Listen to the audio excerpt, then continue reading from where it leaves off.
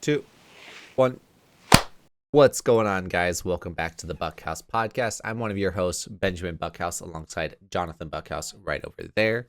We're two brothers that get together once a week, get caught up on what is going on in each other's lives. We got a lot of common interests, and we don't really talk too much except for on these podcasts. So it's a fun time for us just to connect and just talk about what's going on in our lives. Speaking of which, Johnathan is a snowboarding YouTuber. He lives in the mountains of Colorado, and you are getting dumped on it with snow right now. What Feet. feet?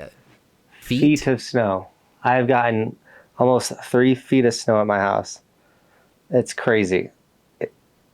I've spent probably 10 hours in the last 4 days removing snow from my driveway and my deck. Now, you have a backyard park. Is this like, are you about to just Detrimental. do laps? This is catastrophic. It's just too much. It's just too much snow for the backyard park because I don't have a groomer, and it's low angle, which is perfect for park riding, but not perfect for powder riding. So, like, if I dropped into my backyard park, I can't go full like top to bottom. I'll run out of steam. Does that make sense? But if it's all smushed down, like it's fast, you're cooking. And if it's a little bit of powder, then it's fine. But when you get that thick, wet feet of snow that Colorado normally doesn't get, it's detrimental. And now everything's buried. All my kickers are buried. My tow rope is buried. Like, it's just all buried. And so it's like, okay, now I got to get like 6 dudes to come over, bribe them with like hot dogs and beer, have them start digging stuff out. I saw on your social media you were using your snowmobile to cat track or to Yeah, to give some lanes. Yeah, that's what I'm saying. You can't, because like if you don't smush some of it down, you can't get anywhere back there. Can't even walk. So I take my snowmobile, I'll drive it in the backyard and create like little channels. I can only drive one. Snowmobiles are really hard to turn, and then it's also on a pitch, so it's like even harder for me to turn it because I just not very good at driving my snowmobile. So I just smush down as much as I can back there, which helps. I'm like highly contemplating, and if anyone's listening that owns a snowcat, I'm like, yo, can you just swing that thing through my yard real quick? I'll give you some money. Like, I just need this stuff smushed down. It's brutal. Is this like you're gonna go hit the backcountry type snow, or is this like, nah, I'm just gonna go to a ski resort and enjoy some powder type of snow? Dang, that's a good question, bro. So first off, I'm exhausted because I've been shredding the POW and going to Keystone, hiking up the windows, and just getting rad powder lines for the last 4 days. But like I'm walking like 15 minutes up to get to those lines, so I'm exhausted physically, and then riding the powder makes you exhausted physically. So I'm pretty pooped. I do want to go in the backcountry and ride, but once again, it's so much snow that the avalanche danger is very dangerous. It's like high alert, from top to bottom, all aspects. Like, be careful in the backcountry. And then because it's so much snow, you want to be in a steeper angle, thus making it very dangerous. So it's like, yes, I want to get in the backcountry and ride, but kind of got to just let it chill, if that makes sense, for a little bit, and then it'll get more stable.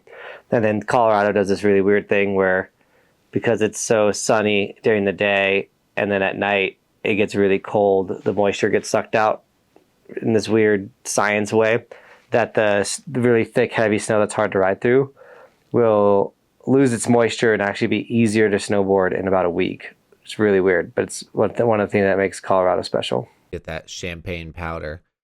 Now down here in Colorado Springs, we've been getting some snow, but it's the most annoying thing in the world for me because with my job, they will take snow days, and it's snowing just enough to where like it's not gonna be a snow day. And so I'm like, either don't snow at all or just dump 2 feet. Like that's the only option I want right now. I I would love to have just a random extra day off in the middle of the week so I can get caught up on some social media stuff or some 75 hard stuff. But I'm like, come on, stop dusting the the trees and making the roads all slippery and just dump 2 feet so I don't have to go to work. That's how I feel about I-70, because even if it's like a centimeter of snow, someone's crashing their car and closing the highway and making a mess. So it's like, just snow more, because you're going to shut the highway down. You're going to shut the town down. And you haven't lived up here in a minute, bro. And even when you lived up here, you know, had the luxury of living right next to where we were working. I guess your last year when you worked at Walmart.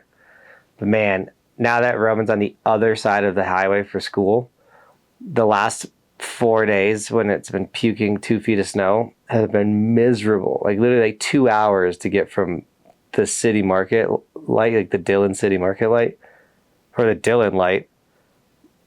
This is the last light in Silverthorne or / Dillon, to on the other side of the highway. 2 hours just because everyone's trying to get on I-70, but it's closed, so they're just parking their car in the middle of the road. Oh, it's been brutal. That's awful. And of course, they closed the damn road. That's what it's called. For anyone listening on the podcast, it's called the damn road because it is on top of a dam. They closed the damn road, and then from there, can you take what's that? You can't go from Dillon into the back way to Breckenridge, huh? No.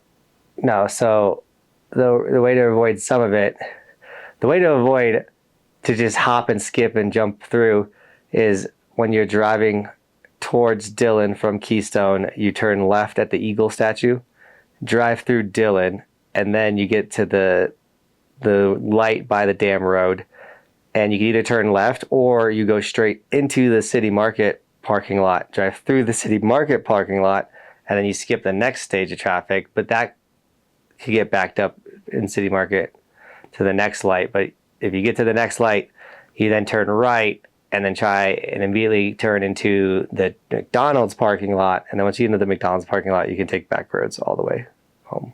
Dude, that sounds miserable. That sounds... It's brutal, and it's not like time, even like the side roads and stuff. It still takes forever. You're still in these crazy lines. It's been a nightmare. So it's like, I love the snow, but it attracts all of Denver, and then all of Denver tries to go home at the same time, and it's a mess. I'll be honest, bro. I don't think I would want to live in the mountains anymore. Like, the idea of working with you and being up there is there, but then I think about like what you just said, and I'm like, I hate people.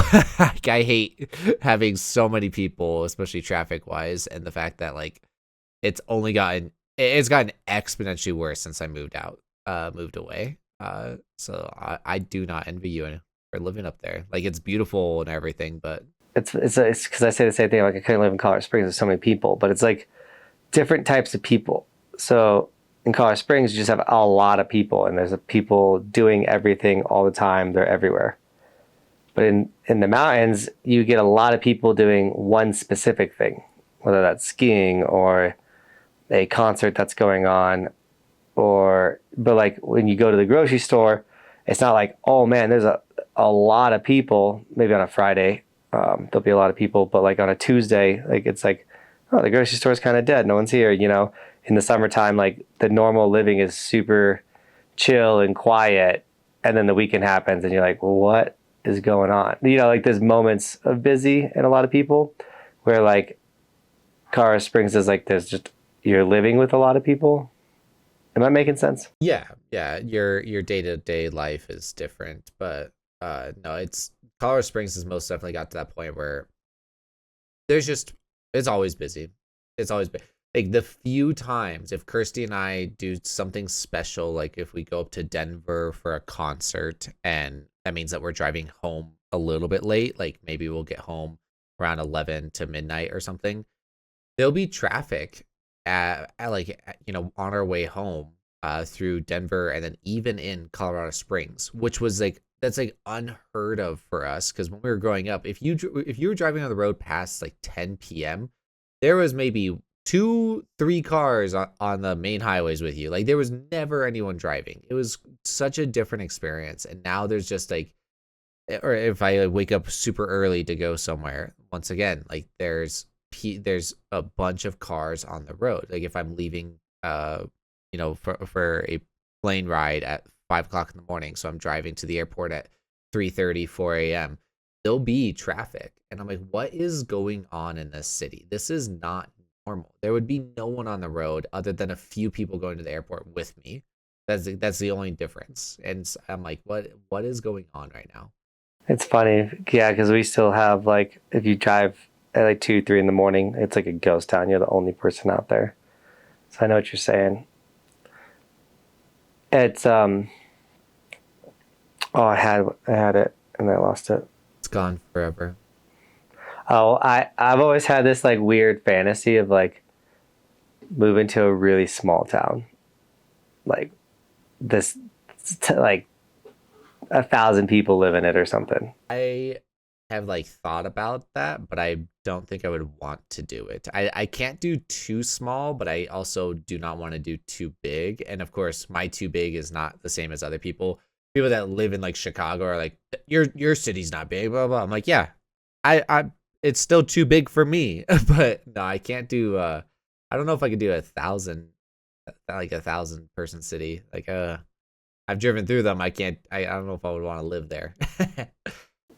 Yeah, I mean, it really comes down to what infrastructure is near you. Because like, if you don't have, like, one of the nice things about living up here in Summit County, you still have a Target, we have a Walmart, we have fast food, we have grocery stores, we have shopping center, we have with the outlets. Like we can go get clothes, or like getting Christmas gifts is like still easy.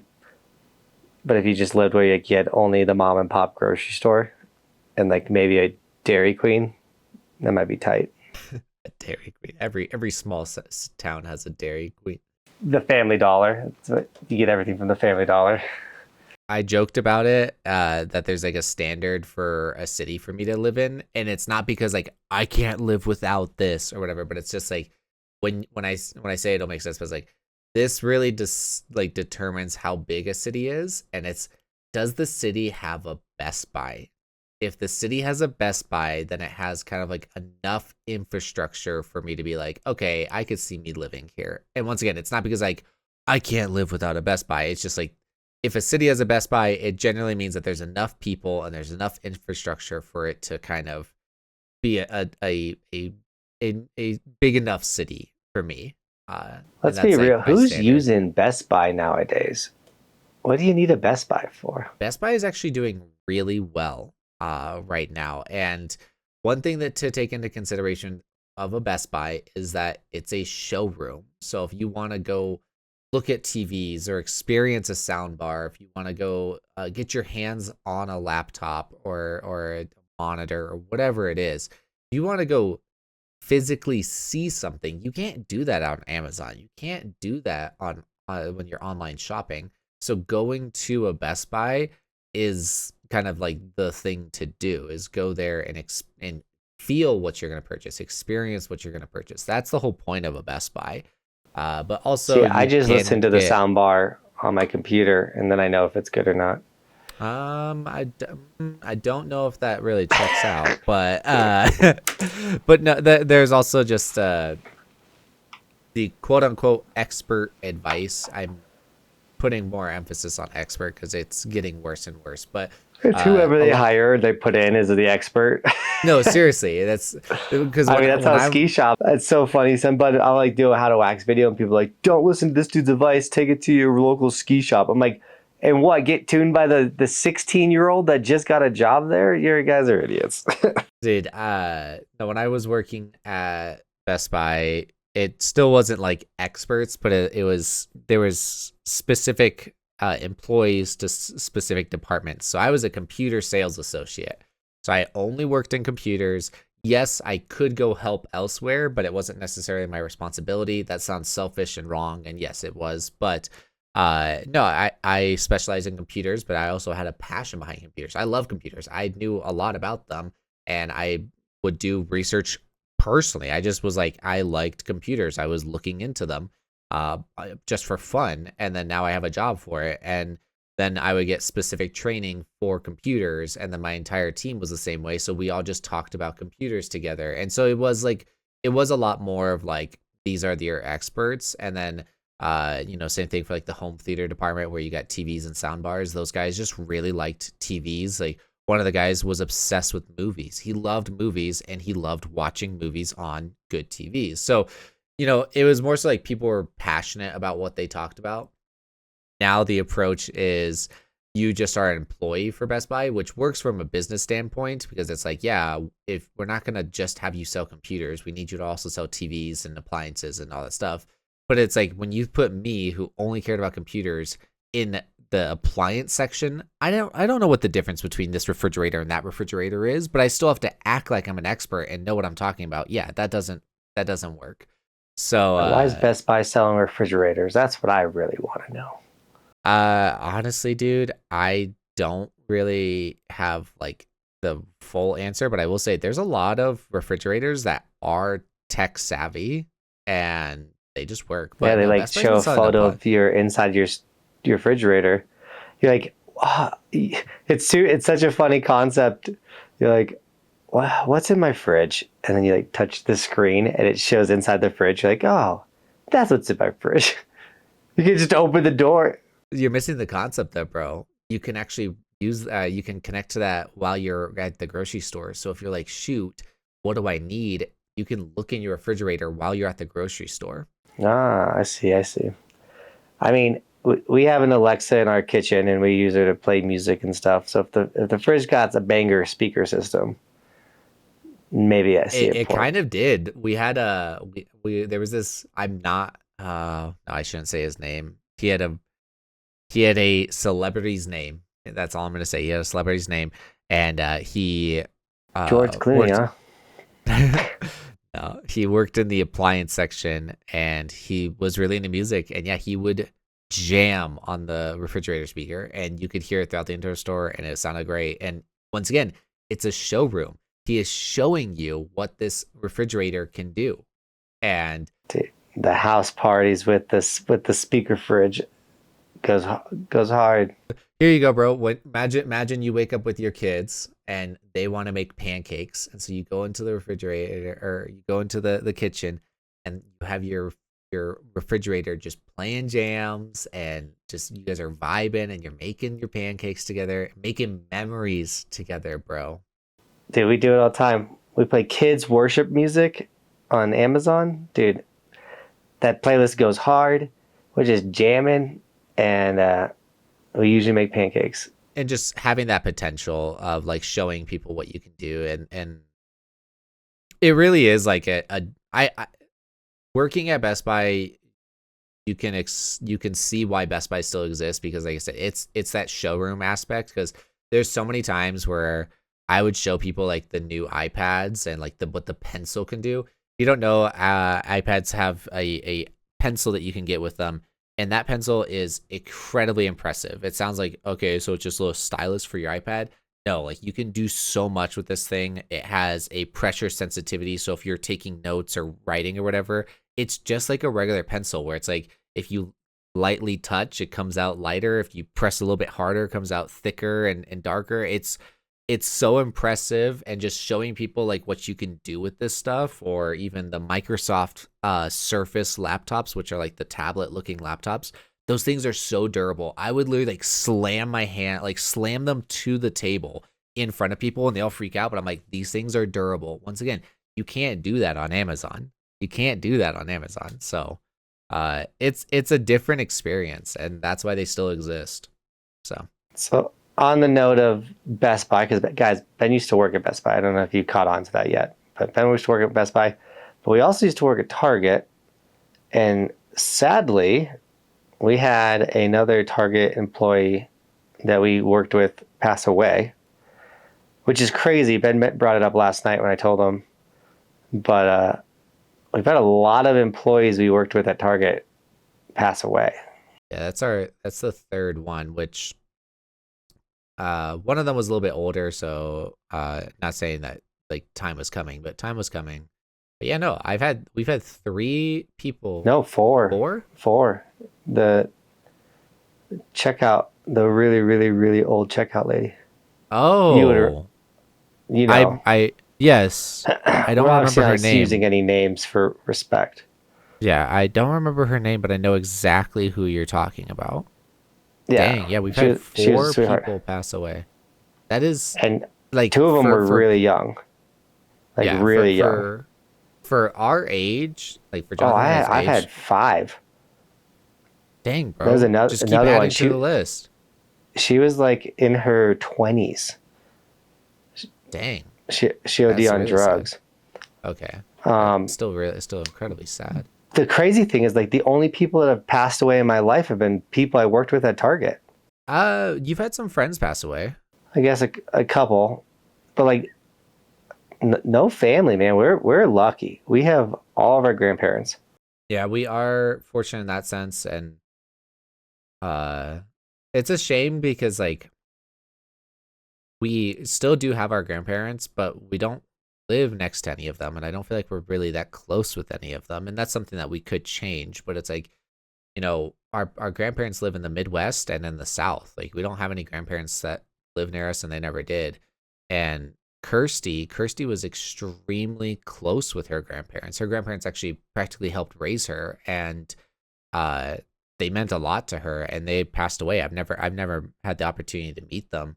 And she has like a lasting impact on the elderly. She has a lot of compassion towards them. She actually works with older people in the health insurance world, and it's like what she's passionate about, and I love that for her. But like I don't feel like I have that same connection, if that makes any sense. Yeah, I think it's just the way our parents were raised, and like, and then the way their parents raised them, and like in our family specifically, it's kind of like, all right, you're 18, see ya, you're donezo, like, and then you don't have the best grandparents.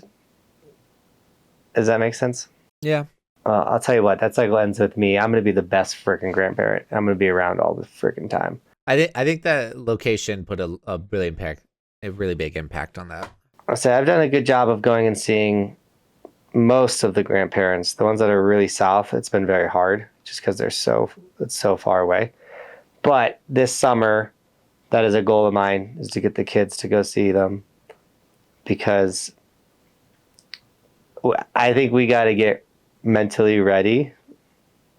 You know, I think we will start seeing grandparents start to disappear, which is really sad.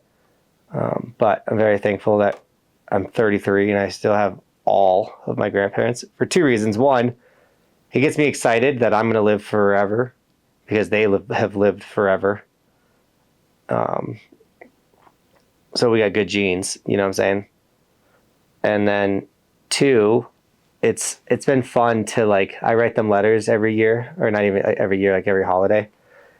And I write them letters and send them photos of Roman and Bristol, and they color in pictures. And so I do stuff like that for my grandparents.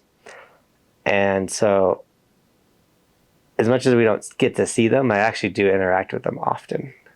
Yeah, Kirsten and I made that trip out to the Midwest in March, and we got to see those grandparents, and it was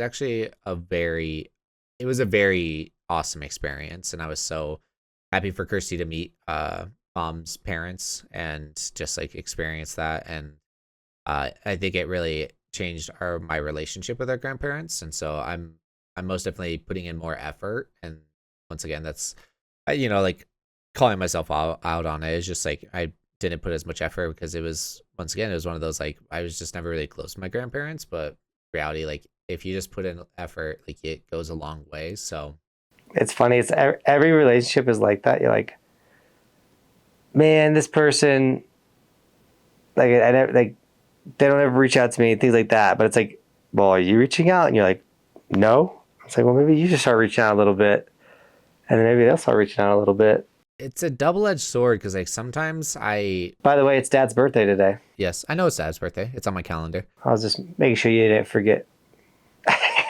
It's not the reason why I remember it, but it's actually also my stepfather-in-law's birthday today.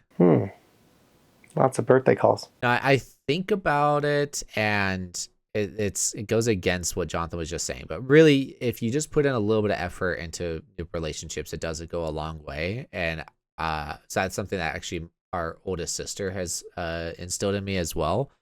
But I sometimes struggle with it because like I'll think about friends that I haven't reached out to in a while, and I'm like, dang, like I really need to reach out to them, and I will. But I'm like, I then think about it, and I'm like, I feel bad, but they also haven't reciprocated that, And it's not that I'm like, oh man, screw those guys, but I'm like, okay, I don't feel as bad. Like, it's like I know that I want to reach out, but I'm like, they also haven't reached out, so it's not like I'm the bad guy here. Does that? I'm the bad guy sense? for sure when it comes. I actually do try. So like 2 days ago when I was hiking the Windows, I was by myself, and so I had about a 15-minute hike by myself. I did it 4 times, and so the first time I listened to a podcast as I was walking my way up, and then the second time I was like, you know what, I'm going to call some people who like have supported me through the channel, we've created friendships, and I don't do a great job of replying to their text or reaching back out to them. So then I just like started calling people that have supported me over the years and just like, hey man, just thinking about you, and like catching up with these people. So I do try, and it's one of those things where I'm like, go, like with the channel, and I feel like I can't even breathe. It's so easy for me to neglect friendships. And so any of the homies out there listening to the podcast, I'm sorry if I suck at reaching out to you guys. I know that it's not necessarily the same, but sometimes I feel that way actually about you and I, because I'm like, more often than not, like these podcasts are honestly the close. So let me take a step back. So Jonathan and I actually used to be very, very close. When I was in high school, Jonathan and I used to just always be talking to each other. We'd be playing video games together. I would come up on the weekends and in the summer just to go hang out and just be with him and Bobby. And then, I ended up moving in with you, in which we worked together, lived together, played video games, skateboarded, snowboarded. We did everything together. So we used to be really close. But now it seems like when we call each other or talk to each other, it's almost always about business. It's always like, hey, when are we doing this for the podcast, or what's going on here, or like, hey, I got this idea for your channel, blah blah. Like it's always like business stuff. So sometimes I miss just like I was like, man, I was craving actually the other day. I was like, man, just jumping on some Halo with Jonathan right now sounds like so much fun. Like, that's what I want to do. Let's schedule it, man. Roman would want to play with us though. That's fine. I would love to play with Roman. I will say that I'm hyped that we have the podcast, because we were going months without talking to each other, and now we don't. We go a week maybe, depending on if we had to do 2 close episodes. The podcast is what's like pulling it together, most definitely. And so I'm very thankful for the podcast, and I'm happy that everyone listening can enjoy it. So if you guys are, please join the conversation down below. We've been adding your guys' comments more and more into the episode, so please let us know how you're feeling about this. We want to respond to your comments. So absolutely, the comments kind of help us with a topic too of the podcast. So please ask questions, especially if you're interested in anything in our worlds. I will say that with Tyler making content, I get to get a little snippet in his life, where normally I wouldn't hear from Tyler for months, type of thing. Our older brother Tyler's not much of a talker. Like if you know him and if you're around him, oh yeah, like there's like, even if I'm around then, my even brother, when you're reaching out and trying to hang out with that dude, he's always put me on the back burner. But he's the older bro, so. Well, so Tyler's unique. So like for instance, not to have a doom and gloom episode, but a family friend of ours, like a really close family friend of ours, somebody that has been in Jonathan and I's lives and Tyler's life since what? I'm going to say his name, I'll bleep it, but like how long has he been in our lives? Like Tyler met him as a freshman. He was 15. Tyler's 3 years older than me. I was 12. Yeah, so this guy's just always. So you were. I was 4. Like this guy's just always been in our life, and he posted the other day about his dad passing, and I didn't know that his dad passed, so I sent Tyler a text. I was like, "Hey, how's he doing? Like, what's going on?" And Tyler's actually like he responded, and we talked about it for a quick second, but you have to have the expectation like this. I knew that this is how the conversation was going to go. I was like, "Hey, how's he doing?" He then responded was like, "Oh yeah, he's doing okay. But like this happened on this day, blah blah blah." I was like, okay, sounds good. Thank you for the information. Like that was the conversation. that was it. And I knew that. But when I'm with Tyler, like Tyler and I, once again, Tyler and I used to be really close. We've lived together. We would go to the gym together. We would actually go to bars to go watch the Packer games together. Like we would always be hanging out. And when you're in that setting, you can have a great time with him. But your day-to-day life with him, yeah, like you have to be with him, but also like even at family events, like he's gonna be preoccupied and he's gonna be like hanging out with the kids or this or that. Sleeping. He takes a holiday nap. I get every it's funny time. It's funny because I used to be like get mad at Bobby because she'd be like, you always take a nap, stop taking naps. So I stopped taking naps. But every holiday event my brother takes I'm like, dude, I haven't seen you in months. Wake up. Like hang out with me, dude. Yeah, he's that dad that like after is it a dad? Well, he's not a dad, but he's that dad that like he'll be up super early, super productive, and he's like super impressive, and then he goes and eats a bunch of food and then crashes.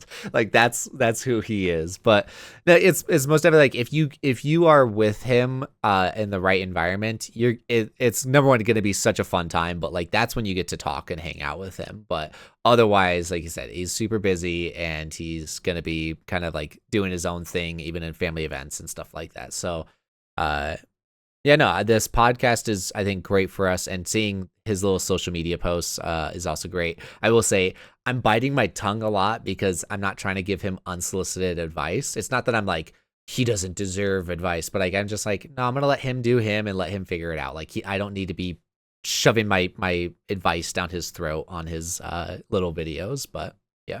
No, that's how I feel. You just gotta... The only thing I gave him advice on was like, dude, you gotta start putting music over your time lapses.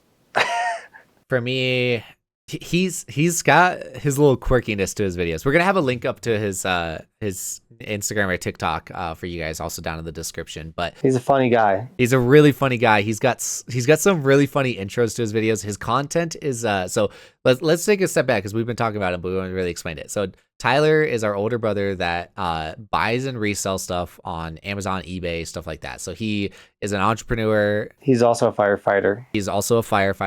But his content is around like what to source, like how to source product, and then also what you should be looking for and what that turnaround could look like, and just overall what his weeks will look like. He's not a guru, or he's not because there's so many like drop shipping or Amazon flipping fake people out there. Like our brother actually does it, and you can tell by his content that he actually does it. I actually like, yeah, I love that you said that because he talked about so come of the end of the year last year, he was very candid. He's like, on eBay, I want to sell $100,000 this year. He's like, I've sold $95,000, and he then talks about his approach on how he's going to try to sell that last $5,000 to then push him over. So he's very real, but no, he missed it by like $2,000. Yeah. But he's been doing it for years. He's self-taught, and he is like Johnathan was saying, it's not that get rich quick scheme that so many of those companies or so many of those social media people have. They're like, oh, drop shipping, it's easy, blah, blah, blah. No, drop shipping is not easy.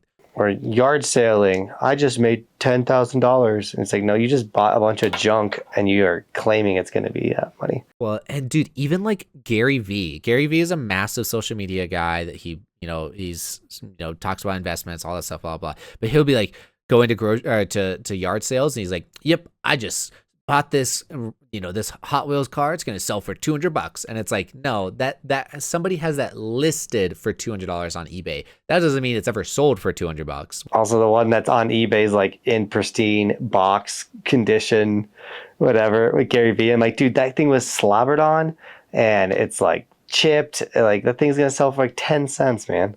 Yeah. Whereas our brother literally is like, I bought these and I sold them for this amount. And it's like side by side. Like I bought these, this is what I sold it for. And it's real. Like that's really what happened. So it's great content.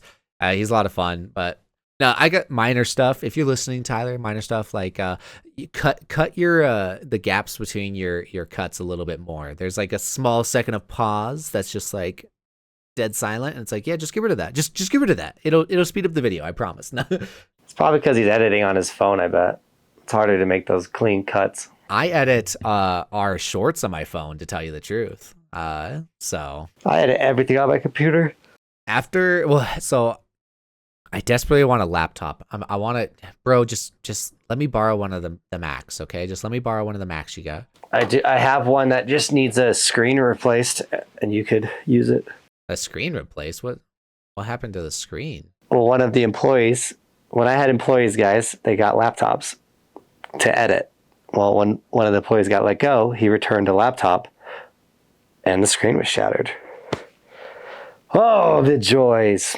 Send me the information on it. I'll look into it. But anyways, I want to edit the podcast on a laptop, so that way I can like be hanging out in the living room with Kirsty while I'm editing. Because right now I just go into my office and I just like hide away and just do my thing. But no, then also it'd be nice to be able to edit the podcast shorts and everything on the go, because right now, like I said, I just do it all on my phone because that's what I can do at work. I don't have a laptop that I can bring to work and edit these the shorts on. So, do you get a lot of free time at work, or would that be like on your lunch break? I do it over my lunch break. I don't necessarily have a lot of free time, and I can't really be like, I can't have my laptop out during my work day. But yeah, no, I have an hour-long lunch, so I could just scarf down my food and then edit away for the remainder of the hour. So I see what you're saying, dude. I'm in a process right now where I have like no time. I will watch like a day in the life video from last year, and I'm like reading, journaling, doing all this stuff, shredding, all type of stuff, and I'm like, where did I get that time? Because right now it feels like I have no time. I wake up, I'll get some work done in the morning, I take Roman to school, I ride. All of a sudden it's like, oh my gosh, I got to get Roman back from school, and I get home, I'm like, where? Like, I feel like I'm missing hours of my day compared to last year.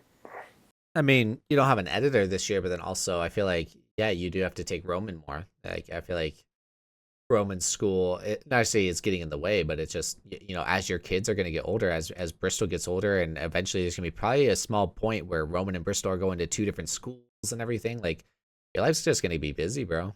I hate it. I hate it. I love being busy. Like, being busy is good, but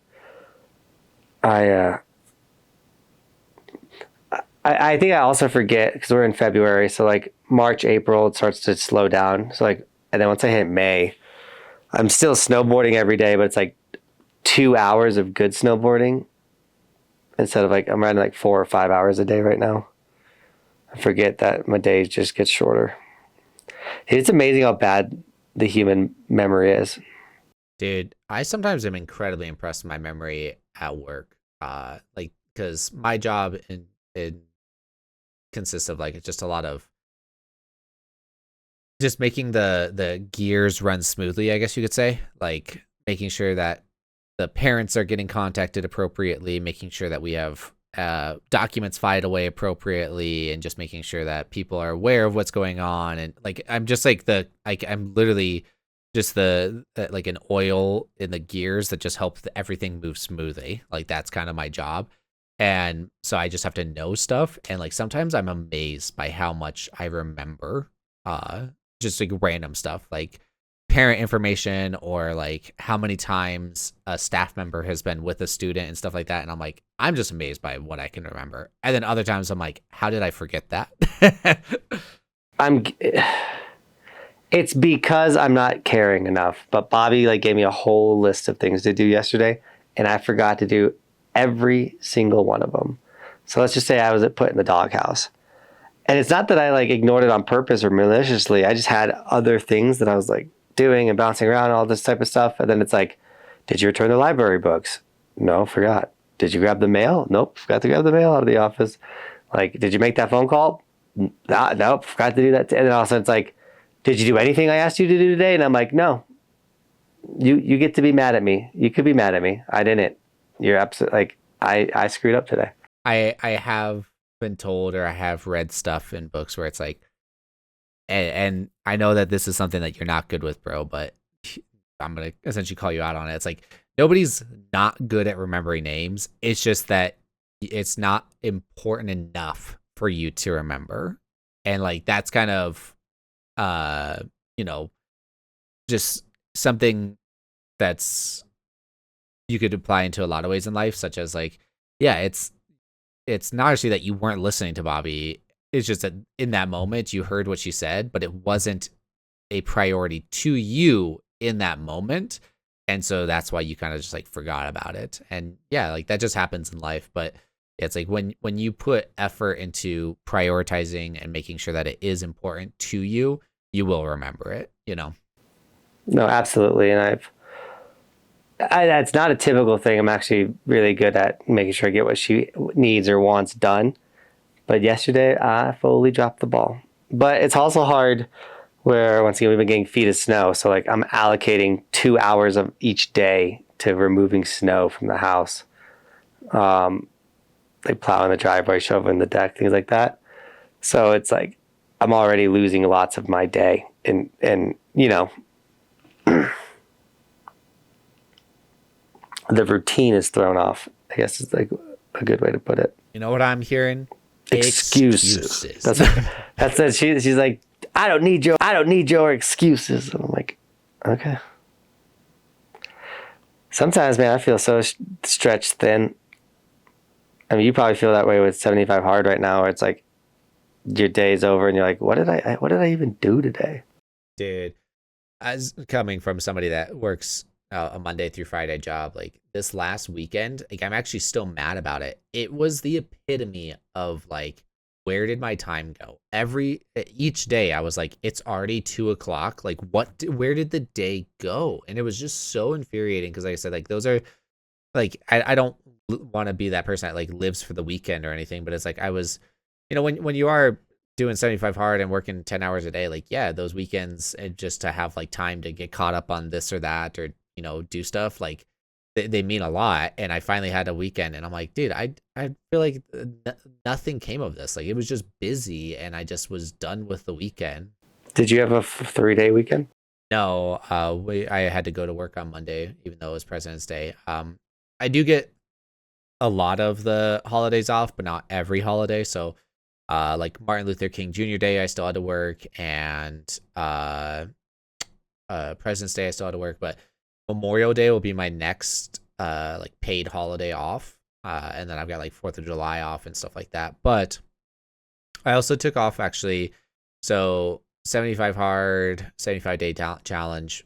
It's actually going to end the day before Kirsty and I's wedding anniversary, which is on a Sunday. So I actually took off that Monday as well. So March 24th, I also have off. But I was just like, yeah, my weekend flew by. I'm still mad about it. You're almost a month left, bro.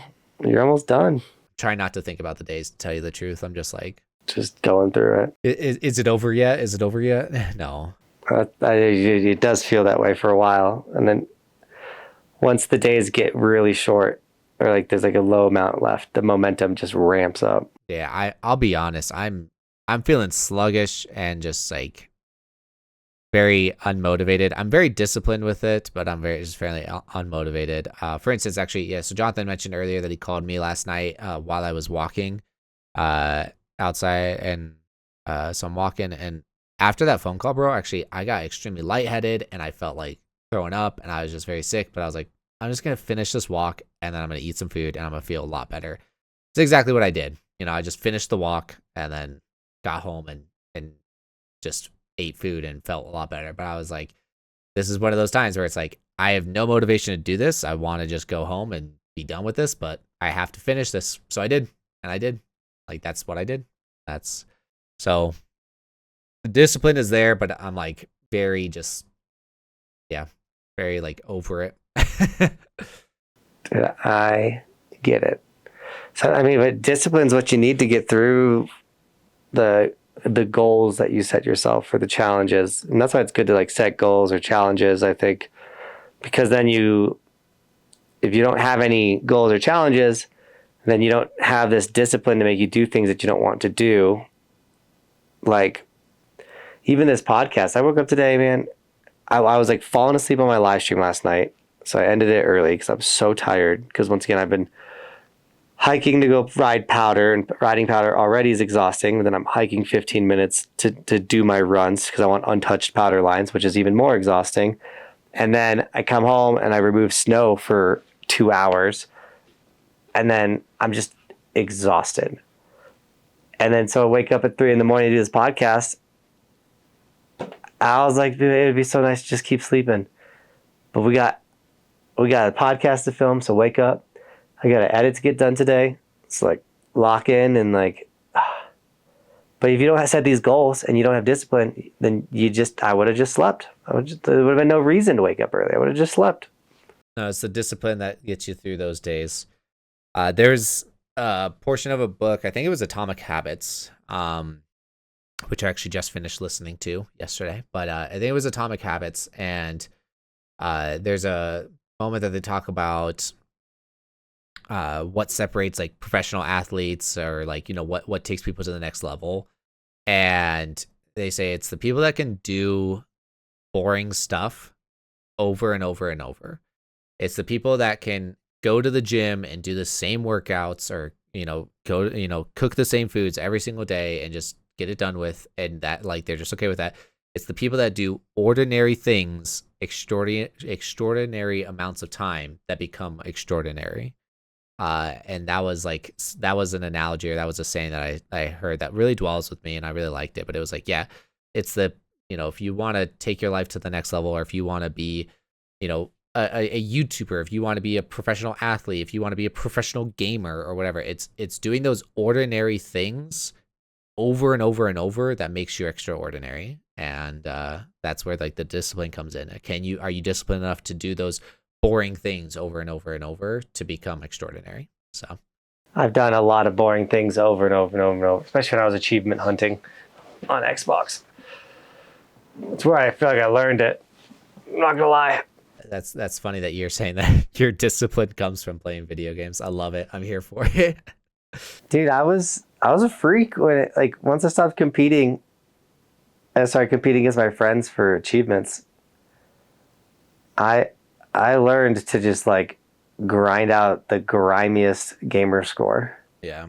I was never a big fan of it. So there's what Jonathan's referring to is, in some video games, there's achievements that you can get where it's like, beat this level on the hardest difficulty, and that's like its own little achievement. Or there's other ones, kill 1,000 sheep or something, and it like takes 10 minutes to kill one or something. Yeah, it's like do the same thing over and over and over. And Johnathan had a friend that was like, he had a lot more achievements than Johnathan, and was like, you'll never catch up to me in achievements. And that's just the last thing that you want to say to Johnathan, is doubt him, because he then surpassed him and destroyed him. So I heard our friendship. I talked so much trash.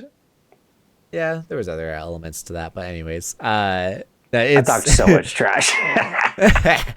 But no, it's funny because it really is a grind, and it's something like I don't have that same grind mentality about some of those video games that Johnathan did. Johnathan and I would like get that's what we would do sometimes, is we would get together and just play, like we would go for achievements. And the game we always talk about, Halo, when it came out on the Xbox One with all the original games, that game has thousands of achievements and takes hours and like hundreds of hours to do, and Jonathan and I were just grinding them out. Man, those were the days, bro.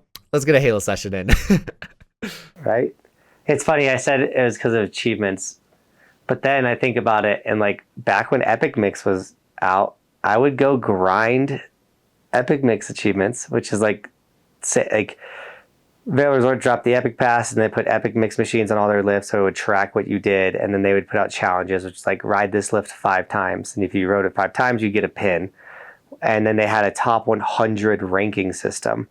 And I was a park rider, so I never got a ton of vertical feet, which gave you the most amount of points. And so how I was able to get into the top 50 of Epic Mix out of everyone that owned Epic Passes was I'd go out once or twice a week, and I'd just go, I call it pin hunting, and I'd go ride the Ruby Tuesday lift, ride it 5 times on a Tuesday, and I'd go do that. And it's like, all right, go get the Steezy pin, go ride this terrain park lift 5 times. Or like the Conqueror pin was like ride every chairlift on a ski resort. And I would go do these things on like cloudy, overcast, mud days, not good park days. I'd go grind out Epic Mix pins. Well, and then there's also other grindy ones that you did. I know you did it with you did this one with Daniel, where you ride the Area 51 lift 51 times in a day. And you would go and do that. even for somebody that loves park, that's a lot. That wasn't a pin. That was just me. I just did that. I was like, I'm gonna ride the Area 51. I thought it was a pin. No, we rode 8. My buddy. Well, what happened was my buddy Kevin rode 8 to 8 and like shared his vertical feet and was like, rode 8 to 8, like da da da, and I was like, oh, I gotta go do that. And so I went to Keystone, rode 8 to 8. We rode the Area 51 chairlift 51 times, and then we went and rode the mid-station gondola. So from mid-station to the top, as many times as we could until the mountain closed. And I think we ended with like 61 or 62 lifts that day, and a lot of vertical feet and stuff. I don't regret it. It was a long day though. Most definitely a long day. But yeah, just doing those small little challenges, and it's one of those, like, if you just set that challenge, set that goal, set that achievement for you to reach, it makes it far more tangible and far more possible. And yeah, 51 times on that chairlift, even though it's a short chairlift, that's still a lot of riding. That's 51 park laps. Like, think about that. 51 park laps in a single day. That's a lot of riding. Well, it's funny too, because people will be like, I can kind of board slide, but like, I want it to be better. And I'm like, okay, well then go do it 10,000 more times. Like, sometimes that's all it is like, go do the thing more. Do ordinary things enough times to become extraordinary. See, that's. I loved that saying. Like, when I heard that, it like made so much sense. Do ordinary things enough times to become extraordinary, and like I think that's where we're gonna end the podcast, is with that, with my favorite saying right now is do ordinary things enough. Just do them enough, and you'll become extraordinary. But no, I think that this was a great way to wrap up the podcast. Episode 47. We are cruising. Holy cow, that's 5 more episodes. Quick math, 5 more episodes, and we're in a whole new year of podcasting. Is that crazy to think about, bro? I'm excited, and one thing I'm excited about is I was like, oh man, the winter's gonna hit, and like a ton of my subscribers will come over to the podcast, and the podcast will be successful. And it hasn't really been the case, but you know what? I kind of like it that way. I kind of like that we're grinding together and that we're building something completely new together. And it's going to probably take 4 or 5 years for this thing to be anything. And I like that. I actually agree, bro. I like that we're building this together. But also, I feel like we're actually going to get an uptick come this summer. I think that during the summer, we're actually going to get some more people. I think some of the people in the winter that were like, maybe I'll check out the podcast. And then I think the summer comes, they're like, okay, I'll go check out the podcast. I think that's what's going to happen. And I'm actually going to check out the podcast. Yeah, I think it's going to go well. But also, we have big plans for season 2. I want to kind of just like start planting that seed now, guys. Season 2, which is going to happen in on episode 53. It's going to be a big change, and I'm super excited for you guys to experience it. There's going to be a lot more effort thrown into these podcasts. Not saying I haven't been, but it's like there's going to be a lot more. There's going to be changes that is going to just improve the podcast. He's scheming. Super excited for you. I'm scheming. Ben's been scheming. Johnathan and I have been talking and getting stuff moving, so I'm super excited. But yeah, got anything else to say, bro? I'm tired, guys. I'm freaking tired. Ben's tired. I'm Don't tired. Speak for me. Don't put words in my mouth. But we're here. We're here for you guys. Big shout out to Ben. Not only is he doing 75 hard, but he edits and does everything Buckhouse podcast. So shout out to that dude. And it's on. Indeed. Thank you guys for watching. Thank you guys for listening. Thank you guys for being a part of the conversation down below. Thank you guys for being you. Thank you for being you, Johnathan. Thank me for being me. Thank everybody. Just be thankful. Thank somebody in your life today. It'll go a long way. Catch up with your grandparents. They miss you. We love you guys. Thank you guys for watching. We'll see you guys in the next one. Peace. Peace.